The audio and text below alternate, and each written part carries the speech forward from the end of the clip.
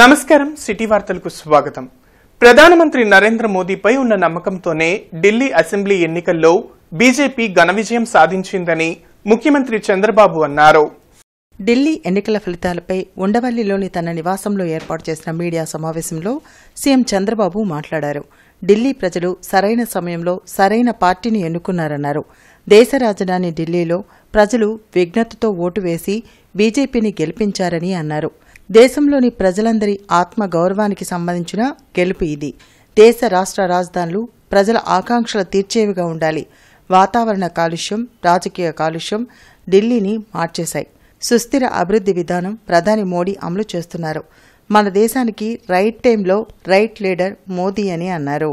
ఈ రోజు విజ్ఞతతో ఢిల్లీ ఓటర్స్ అందరూ కలిసి 27 సంవత్సరాల తర్వాత బీజేపీని ఎన్నుకున్నారు. ఒక చారిత్రాత్మక విజయం ఇది. ఎందుకు నేను ఈ మాట చెప్తున్నానంటే, ఈ రోజు గెలుపు అనేది ఒక బీజేపీకో ఒక ఢిల్లీలో ఉండే ప్రజలకే కాదు, భారతదేశంలో ఉండే ప్రజలందరికీ ఆత్మ గౌరవానికి సంబంధించిన విషయం. ఈ రోజు ఎక్కడికి పోయినా ప్రపంచంలో మీది ఏ దేశం అంటే భారతదేశం చెప్తాం. మీ రాజధాని ఏదంటే ఢిల్లీ అని చెప్పుకుని గర్వంగా చెప్పుకుంటాం. మనం అందరం కూడా మనకు మంచి భవిష్యత్తు ఉండాలి, ఎక్కువ అవకాశాలు ఎక్కడ ఉంటాయనుకుంటే మన రాజధాని పోవాలనుకుంటాం. అది రాష్ట్ర రాజధాని గాని దేశ రాజధాని గాని యాస్పిరేషన్స్ ని ఫుల్ఫిల్ చేసే ప్లేస్ గా ఉండాలి. అలాంటి రాజధాని ఇటీవల కాలంలో ఒక వెదర్ పొల్యూషన్, ఒక పొలిటికల్ పొల్యూషన్, ఈ రెండు పొల్యూషన్స్ కలిపి ఢిల్లీకి పోవడం మానేసి ఢిల్లీ నుంచి వేరే ప్రాంతాలకు వెళ్లిపోయే పరిస్థితికి వచ్చారు.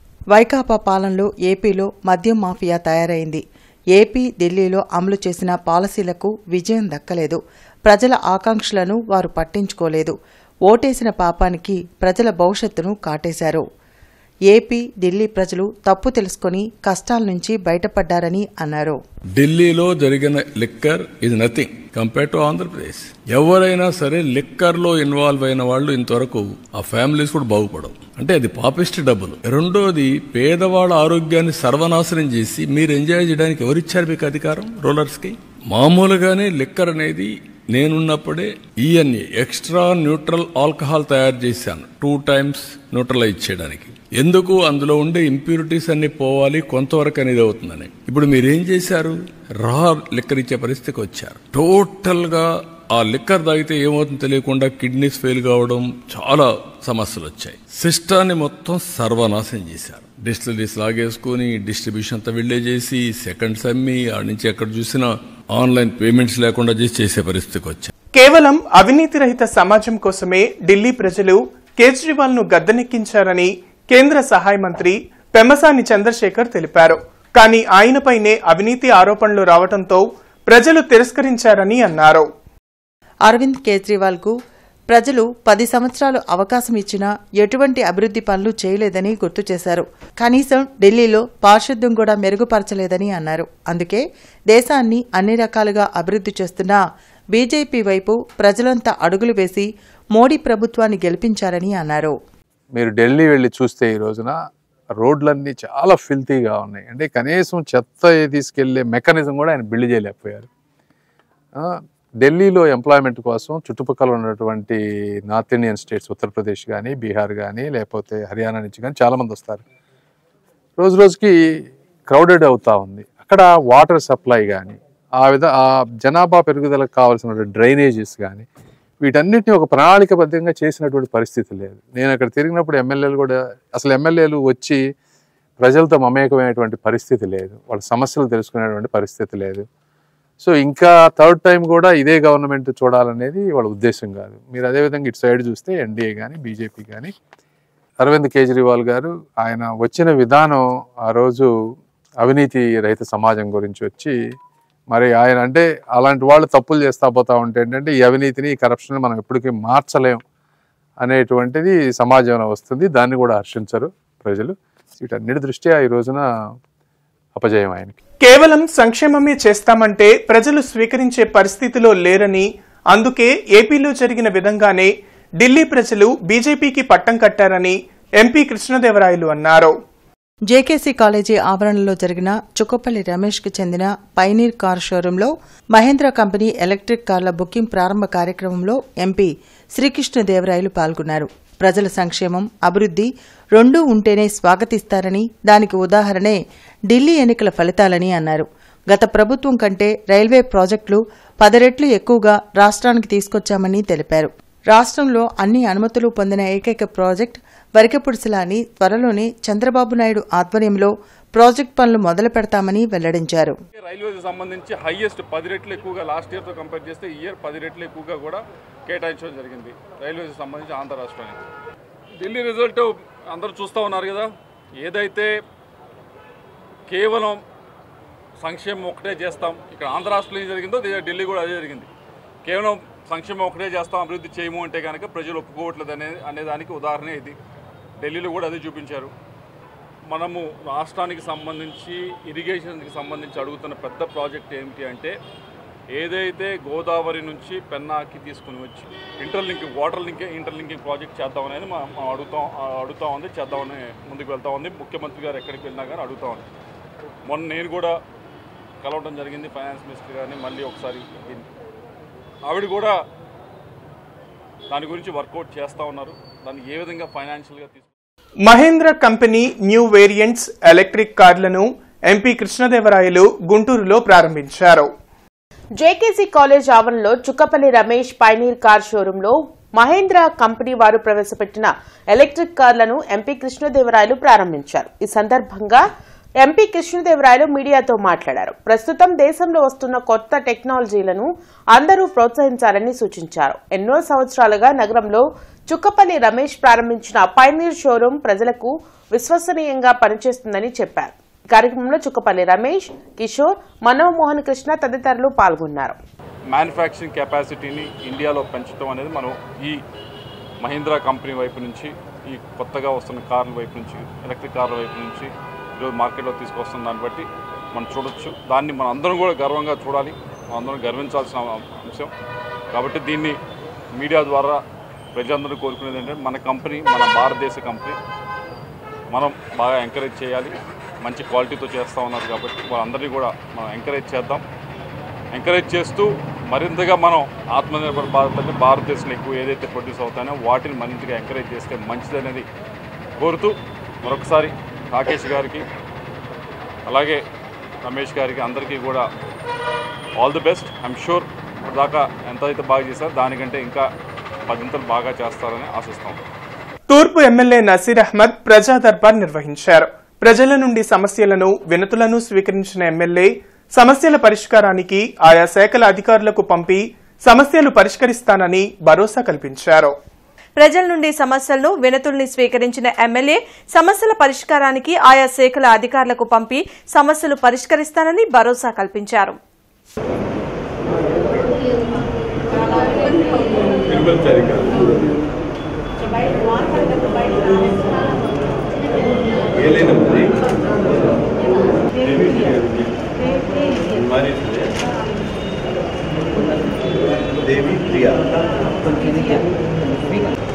దేవి ప్రియా అని పేరు చెప్పారా? వాళ్ళు ఎవరో పిలిపించండి, ఒకసారి పిలిపించి రెగ్యులర్గా ఏదో ప్రాబ్లం జరుగుతుంది, వాళ్ళు భయపెట్టి ఏం చేయాలో ఫైనల్ చేయండి. ఒకసారి మీ దగ్గరికి వస్తున్నారు. ప్రతి వారం కూడా గుంటూరు తూర్పు నియోజకవర్గంలో డివిజన్ వైజ్గా కూడా ఈ కార్యక్రమాన్ని తీసుకొని ముందుకు సాగుతాం. రోజు ప్రతి శనివారం ఒక ఎమ్మెల్యే కార్యాలయంలోనే కాకుండా అక్కడ ఉన్నటువంటి డివిజన్ 2 డివిజన్లో 3 డివిజన్లు కలిపి ఆ ప్రాంతానికి వెళ్ళి వారి సమస్యలను కనుక్కొని దాన్ని అధికారుల దృష్టికి తీసుకొని వెంటనే పరిష్కరించేటువంటి దిశగా ముఖ్యంగా ఈరోజు చూస్తే పెద్ద ఎత్తున పెన్షన్ల గురించి కానీ, లేకపోతే రోడ్స్ కానీ, డ్రైన్స్ కానీ, అలాగే సమస్యల మీద ప్రజలు ఇక్కడికి వస్తున్నటువంటి పరిస్థితులు ఉన్నాయి. గత 5 సంవత్సరాల్లో ప్రజల బాధలను కనుక్కునేటువంటి పరిస్థితులు లేనటువంటి పరిస్థితులు. ఈ 5-6 నెలల్లోనే దాదాపు గుంటూరు తూర్పు నియోజకవర్గంలో దాదాపు 8 కోట్ల రూపాయలతో అభివృద్ధి కార్యక్రమాలు, పెద్ద ఎత్తున పెన్షన్లు ఇప్పించేటువంటి కార్యక్రమానికి కూడా శ్రీకారం చుట్టబోతా ఉన్నాం. రాబోయేటువంటి 1-2 నెలల్లో గవర్నమెంట్ ఇచ్చినటువంటి ఆదేశాల మేరకు పెద్ద ఎత్తున ఈ ప్రాంతంలో ఉన్నటువంటి మా పెద్దవారికి, అలాగే వితంతువులకు, వికలాంగులకు వాళ్ళందరికీ కూడా పెన్షన్లు ఇచ్చేటువంటి కార్యక్రమం. ఈ నెల 10వ తేదీన కెఎస్ లక్ష్మణరావు పీడీఎఫ్ ఎమ్మెల్సీ అభ్యర్థిగా నామినేషన్ వేయనున్నారు. ఈ సందర్భంగా నిర్వహించే ర్యాలీలో అందరూ పాల్గొని జయప్రదం చేయాలని పిలుపునిచ్చారు. అరండల్పేటలో జరిగిన మీడియా సమావేశంలో పీడీఎఫ్ అభ్యర్థి కెఎస్ లక్ష్మణరావు మాట్లాడారు. ఫిబ్రవరి 27వ తేదీన జరిగే ఉమ్మడి కృష్ణా గుంటూరు జిల్లాల పీడీఎఫ్ అభ్యర్థిగా 10వ తేదీన నామినేషన్ వేస్తున్నానని తెలిపారు. ఈ కార్యక్రమంలో ఉద్యోగ ఉపాధ్యాయ పెన్షనర్లు, కాంట్రాక్ట్ అవుట్సోర్సింగ్ ఉద్యోగులు, అంగన్వాడీ వర్కర్స్, కార్మిక ప్రజా సంఘాల నేతలు పెద్ద ఎత్తున పాల్గొంటారని తెలిపారు.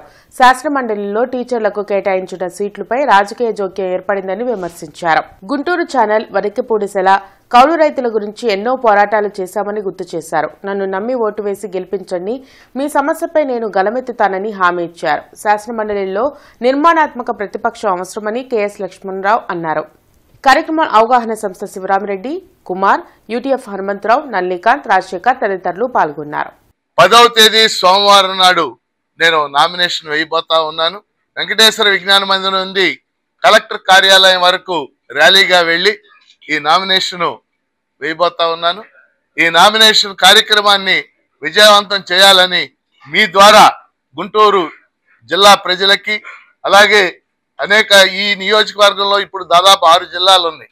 6 జిల్లాల మిత్రులకి, అలాగే వివిధ సంఘాల నాయకులకి, కార్యకర్తలకి, కార్మిక సంఘాల నాయకులకి, మేధావులందరికీ కూడా ఈ మీడియా ద్వారా నేను విజ్ఞప్తి చేస్తా ఉన్నాను. గత 14 ఏళ్లుగా పట్టభద్రులకు సంబంధించి జాబ్ క్యాలెండర్ గురించి కానీ, నోటిఫికేషన్ల గురించి కానీ, డిఎస్సి నోటిఫికేషన్ల గురించి కానీ, వాళ్ళ యొక్క కోచింగ్కి సంబంధించిన విషయాలు కానీ, వాళ్ళ స్టడీ మెటీరియల్ సప్లై చేయటం విషయంలో కానీ, లైబ్రరీల అభివృద్ధిలో కానీ నేను నిర్వహించిన పాత్ర దాదాపు నిరుద్యోగులకి, పట్టభద్రులందరికీ తెలుసు.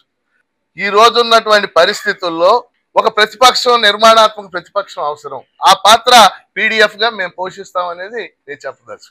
శ్రీ సీతారామచంద్రస్వామి వారి ఆలయ నిర్మాణానికి భూమి పూజ కార్యక్రమం చంద్రాపురంలో జరిగింది.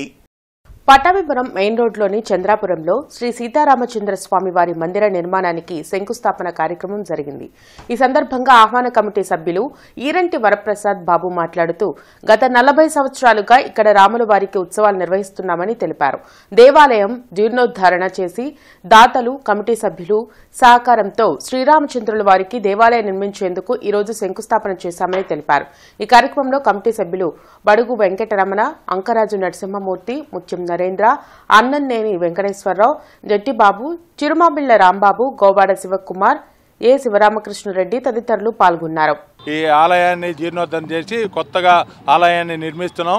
రేపు శ్రీరామనవమి పండుగలో ఆలయంలో ప్రతిష్ఠ రాములు సీతారామచంద్ర స్వామి వారు, అట్లాగే ఈశ్వరుని కూడా ప్రతిష్ఠ చేసి ఆలయం ప్రారంభించాలనుకుంటున్నాం. దానికి కానీ స్థానికంగా కానీ పటాపురం కానీ అంతా గుంటూరు నగరంలో ఉన్న భక్తులందరూ కూడా విరివిరిగా వచ్చేసి ఆలయ నిర్మాణంలో మా వంతు సహకారం అందిస్తారని చెప్పి చెప్పడం జరిగింది. మేమంతా 2 ఏళ్లుగా ఆలోచించి ఒక కమిటీ ఫామ్ అయ్యారు బాబు గారి ఆధ్వర్యంలో. మేము రేపు శ్రీరామనవమికి రాముల వారి ప్రతిష్ఠ చేయాలని నిశ్చయించాము. దాని సందర్భంగా ఇవాళ శంకుస్థాపన చేయడం జరిగింది. దీని స్థలానికి ఒక పెద్ద ప్రాముఖ్యత ఉంది. అది ఎవరికి మాకు కూడా నిన్నటిదాకా తెలియదు. ఇక్కడ ఒక శివలింగం ఉంది. అది కేవలం సాక్షాత్తు చంద్రశేఖర సరస్వతుల వారు, అంటే మనం నడిచే దైవం కంచి పరమాచార్య వారు ఇక్కడ పెట్టి ఇక్కడ ఎప్పటికైనా ఆలయం నిర్మిస్తారని చెప్పి ఆయన పెట్టి వెళ్ళడం జరిగిందని ఇక్కడ పెద్దలు చెప్పారు. సో ఈ నేపథ్యంలో సీతారామచంద్ర హనుమాన్ సహిత ఈశ్వరాలయాన్ని మేము ఇక్కడ నిర్ణయం చేశాం. ఢిల్లీ ఎన్నికల ఫలితాలతో ప్రతిపక్ష పార్టీలకు, ఇండియా కూటమికి కనువిప్పు కలగాలని జనచైతన్య వేదిక రాష్ట్ర అధ్యక్షులు వల్లంరెడ్డి లక్ష్మణ్ రెడ్డి పేర్కొన్నారు. అవినీతిమయంగా మారిన రాజకీయ పార్టీల నేతలపై భారతీయ జనతా పార్టీ ప్రభుత్వం, సీబీఐ, ఎన్ఫోర్స్మెంట్ డైరెక్టరేట్ ఇన్కమ్ ట్యాక్స్లను పురుగొల్పి భయపెట్టి రాజకీయ ప్రయోజనాలను పొందుతున్నారన్నారు. ఆమ్ ఆద్మీ పార్టీ, కాంగ్రెస్ పార్టీతో హర్యానా, ఢిల్లీ ఎన్నికల్లో పొత్తు పెట్టుకోవడానికి నిరాకరించడానికి అరవింద్ కేజ్రీవాల్ జైలు నుండి బయటికి రావడానికి గల సంబంధాన్ని ప్రజలు గమనించాలన్నారు. భారతీయ జనతా పార్టీ వాజ్పేయి, అద్వానీలు ఉన్నప్పుడు పార్టీ కాదు. ఈరోజు మోడీ, అమిత్ షాల యొక్క నేతృత్వంలో జరుగుతున్న పార్టీ. ఒకవైపున అదానీ, అంబానీ లాంటి పారిశ్రామికవేత్తల్ని వారు వేలాది కోట్ల రూపాయలు అక్రమార్జన చేసిన వారి మీద ఒక కేసు ఉండదు. వారిని క్రోనిక్ క్యాపిటలిజంలో భాగంగా వారిని పెంచి పోషిస్తున్న పరిస్థితి చూస్తూ ఉన్నాం. వేలాది కోట్ల రూపాయలు బ్యాంకు రుణాలు ఎగ్గొట్టిన వాళ్ళు, వేలాది కోట్ల రూపాయలు కుంభకోణంలో ఉన్నవారిని భారతీయ జనతా పార్టీలో చేర్చుకొని వారిని పునీతులుగా మార్చడం. ఆమ్ ఆద్మీ పార్టీ, కాంగ్రెస్ 2 కలిసి పోటీ చేస్తుంటే తప్పనిసరిగా ఢిల్లీలో ఆమ్ ఆద్మీ పార్టీ అధికారంలోకి వచ్చి ఉండేది. భవిష్యత్తులో అయినా కాంగ్రెస్ పార్టీ కానీ ఇతర భారతీయ జనతా పార్టీ ఇతర పార్టీలు గుర్తించి ఈ పరిస్థితులను గమనించి ఐక్యంగా పోరాడాలని, ఈ దేశం యొక్క లౌకికవాదాన్ని, సామాజిక న్యాయాన్ని, సోషలిస్ట్ భావాల్ని, భిన్నత్వంలో ఉన్న ఏకత్వాన్ని కాపాడుకోవాలని జనచైతన్య వేదిక కోరుకుంటుంది. కాకుమాను వారి తోటలో గల వెల్ఫేర్ సెంటర్కు ప్రహరీ గోడ నిర్మాణాన్ని చేపట్టడానికి అనుమతినివ్వటంపై భారత కమ్యూనిస్టు పార్టీ సిపిఐ నగర కార్యదర్శి కోట మాల్యాద్రి హర్షం వ్యక్తం చేశారు. ఈ సందర్భంగా మాల్యాద్రి మాట్లాడుతూ నగర నడిబొడ్డులో గల 14 ఎకరాల కార్మిక శాఖ స్థలంలో గతంలో కార్మిక వర్గానికి వృత్తి నైపుణ్య శిక్షణ ఇచ్చేవారని, కాలక్రమంలో ఆ ట్రైనింగ్ సెంటర్ మూసివేయడంతో అక్కడ అసాంఘిక కార్యక్రమాలకు నెలవుగా మారిందని, పిచ్చి మొక్కలతో దట్టమైన అడవిని తలపిస్తూ చుట్టుపక్కల నివసిస్తున్న పేద ప్రజల ఇళ్లల్లోకి పాములు, ఇతర విషసర్పాలు రావడంపై అక్కడ జీవనం కొనసాగిస్తున్న ప్రజలు భయాందోళనకు గురవుతున్నారని అన్నారు. హాస్పిటల్ గోడతో పాటు హాస్పిటల్ నిర్మించాలి. హాస్పిటల్ గోడ ఒకటే కాకుండా హాస్పిటల్ కూడా నిర్మించాలి. హాస్పిటల్ నిర్మాణాన్ని త్వరితగతిన చేపట్టాలి. ముఖ్యమంత్రి ఇచ్చిన హామీని నిలబెట్టుకోవాలి. హాస్పిటల్ నిర్మాణానికి సహకరించాలి. హాస్పిటల్ నిర్మాణానికి సహకరించాలి. హాస్పిటల్ నిర్మాణానికి సహకరించాలి. వెల్ఫేర్ సెంటర్ లో హాస్పిటల్ నిర్మాణానికి సహకరించాలి. 2025 మార్చి 17వ తేదీ నుండి జరిగే 10వ తరగతి పరీక్షల్లో 100% ఉత్తీర్ణత లక్ష్యంగా మణిపురంలోని శ్రీ బుర్రా నాగేశ్వరరావు మున్సిపల్ కార్పొరేషన్ హైస్కూల్లో జరిగిన తల్లిదండ్రులు విద్యార్థుల సమావేశంలో జనచైతన్య వేదిక రాష్ట్ర అధ్యక్షులు వి లక్ష్మణ్ పాల్గొన్నారు. ఈ సందర్భంగా ఆయన మాట్లాడుతూ ప్రపంచంలో ఉన్న 200 దేశాల్లో భారతదేశం విద్యాపరంగా 134వ స్థానంలో ఉందని, భారతదేశంలోని 28 రాష్ట్రాలు, 7 కేంద్రపాలిత ప్రాంతాల్లో ఆంధ్రప్రదేశ్ అక్షరాస్యత పరంగా 32వ స్థానంలో ఉందని తెలిపారు. మానవతా స్వచ్ఛంద సేవా సంస్థ సెక్రటరీ కె సతీష్ మాట్లాడుతూ తల్లిదండ్రుల నిజమైన ఆస్తి తమ పిల్లల చదివేనని, అత్యంత కీలకమైన ఈ 10వ తరగతి పరీక్షల సమయంలో విద్యార్థులు, ఉపాధ్యాయులు, తల్లిదండ్రులు, స్వచ్ఛంద సేవా సంస్థలు సమిష్టిగా కృషి చేసి 100% ఉత్తీర్ణత సాధించే తద్వారా విద్యార్థుల భవిష్యత్తును మరింత ఉజ్వలంగా తీర్చిదిద్దాలని కోరారు. అందరూ ఏమనుకుంటారంటే ఆంధ్రప్రదేశ్ అంటే చాలా గొప్ప రాష్ట్రం, చాలా మంది సాఫ్ట్వేర్ ఇంజనీర్లు తయారు చేస్తుంది, చాలా మంది ఇతర దేశాలకు ఉద్యోగాలు చేసుకుంటున్నారు, చాలా గొప్పగా చెప్పుకుంటారు. కానీ ఆంధ్రప్రదేశ్లో ఉన్న షెడ్యూల్డ్ కులాలు కానీ, షెడ్యూల్డ్ తెగలు కానీ, మైనారిటీలు కానీ, అతి పేదలు కానీ వీళ్ళందరూ చూస్తే దీనిలో ఎక్కువ మంది చదువుదాని ఉంటారు. భవిష్యత్తులో ఇండియా అభివృద్ధి కావాలంటే ఇక్కడున్న మానవ వనరులు సంపన్నులు కావాలి. సంపన్నులు అంటే శక్తివంతులు కావాలి, నైపుణ్యం కలిగిన వాళ్ళుగా ఉండాలి, విద్యకు రుచి ఉండాలి. ఇవన్నీ జరగాలంటే మన పురాణాంశరావు లాంటి హై స్కూల్లో ఉంటున్న 10th క్లాస్ పిల్లలు 10% పాస్ కావాలి. తాను ఆశించిన పదవి దక్కలేదనే దుర్దతతో డొక్కా మాణిక్య వరప్రసాద్ ఈ విధంగా మాట్లాడటం సరైన పద్ధతి కాదని వైఎస్ఆర్ కాంగ్రెస్ పార్టీ మాజీ జిల్లా అధ్యక్షులు మందపాటి శేషగిరిరావు హితవు పలికారు. సిద్ధార్థనగర్లోని జిల్లా అధ్యక్షులు అంబటి రాంబాబు కార్యాలయంలో మాజీ జిల్లా అధ్యక్షులు మందపాటి శేషగిరిరావు మీడియాతో మాట్లాడారు. డొక్కా మాణిక్య ప్రసాద్ వైసీపీని వీడి బయటకు వెళ్లాక అభ్యంతరకరంగా మాట్లాడుతున్నారని మండిపడ్డారు. వైసీపీ కార్యాలయాన్ని గతంలో కల్కి ఆఫీస్ అని, నేడు ఆంధ్ర శశికళ అనడం దుర్మార్గమని అన్నారు. గతంలో టీడీపీని చంద్రబాబు నాయుడును ఇష్టానుసారం మాట్లాడి గోడ మీద పిల్లివాటంలా డొక్కా మాణిక్య ప్రసాద్ ప్రవర్తిస్తున్నారని ధ్వజమెత్తారు. ఇబ్బడి ముబ్బడిగా ఇష్టానుసారంగా ఏ భాష వస్తే ఆ భాష, ఏ మాట వస్తే ఆ మాట. మొన్నటి వరకు కల్కి కాంప్లెక్స్ అన్నాడు. వైఎస్ఆర్ కాంగ్రెస్ పార్టీ ఆఫీస్ని కల్కి కాంప్లెక్స్తో పోల్చాడు. ఈ రోజున ఆంధ్ర శశికళ అంటున్నాడు. వారిని దాటి ఏమి చేయలేమంటున్నాడు. ఇది నేను చూసిన దాని ప్రకారం, విన్నదాని ప్రకారం ఇది రాజకీయపరమైన అంశంగా నేను భావించట్లా. అతనికి ఏదో వ్యక్తిగతమైన దుగ్ధతోటి మాట్లాడుతున్న తీరుగా నేను భావిస్తా ఉన్నాను. కాంట్రాక్ట్ అవుట్సోర్సింగ్ ఉద్యోగుల నియామకాలను, జీతాల చెల్లింపు ప్రక్రియను ప్రైవేట్ ఏజెన్సీలకు అప్పగించే రాష్ట్ర ప్రభుత్వ నిర్ణయాన్ని ఉపసంహరించుకోవాలని కాంట్రాక్ట్ అవుట్సోర్సింగ్ ఎంప్లాయీస్ జేఏసీ జిల్లా chairman B Lakshmana Rao, secretary general B ముత్యాలరావులు డిమాండ్ చేశారు. ఈ సందర్భంగా వారు మాట్లాడుతూ ఈ విధానానికి వ్యతిరేకంగా కాంట్రాక్ట్ అవుట్సోర్సింగ్ ఉద్యోగులు, కార్మికులు ఉద్యమించాలని పిలుపునిచ్చారు. గతంలో ఆప్కస్ లేనప్పుడు ప్రైవేట్ కాంట్రాక్టర్లు అదేవిధంగా రాజకీయ పార్టీ నాయకులుగా ఉన్నటువంటి వాళ్ళు కాంట్రాక్టర్లుగా వ్యవహరించినటువంటి పరిస్థితిలో ఈరోజు ఉద్యోగులకు కానీ కాంట్రాక్ట్ అవుట్సోర్సింగ్ ఉద్యోగులకు కానీ పిఎఫ్ ఈఎస్ఐలు కట్టడంలో కానీ వేతనాలు ఇవ్వడంలో కానీ తీవ్రమైనటువంటి ఇబ్బందులు ఎదుర్కొన్న నేపథ్యం ఉంది. దాని నుంచి మధ్యవర్తులు దళారీలు లేకుండా ఆప్కస్ని ప్రభుత్వం తీసుకురావడం కొంతవరకు మెరుగ్గా ఉన్నటువంటి పరిస్థితి ఉంది. ప్రభుత్వానికి కూడా ఆదాయ రూపంలో కూడా పర్సంటేజ్ రూపంలో తక్కువగా ఉండటం ద్వారా ప్రభుత్వానికి అదనంగా ఉపయోగపడినటువంటి పరిస్థితి ఆప్కస్.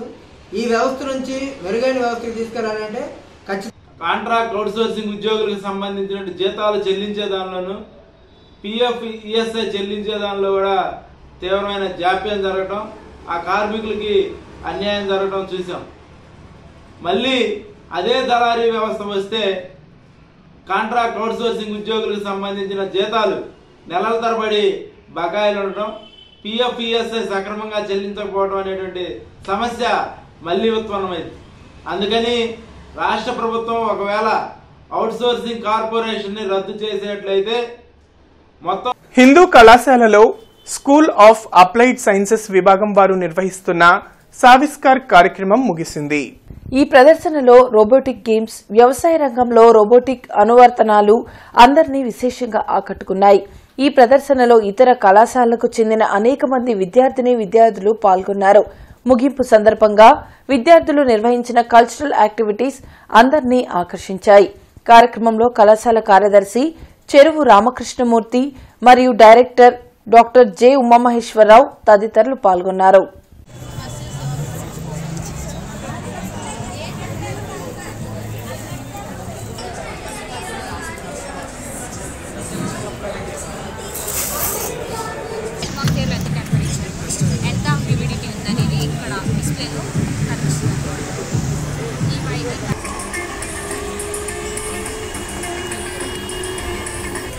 ఈ కార్యక్రమంలో హిందూ కళాశాల విద్యార్థులతో పాటుగా ఇతర కళాశాలలకు చెందినటువంటి విద్యార్థులు కూడా పాల్గొన్నారు.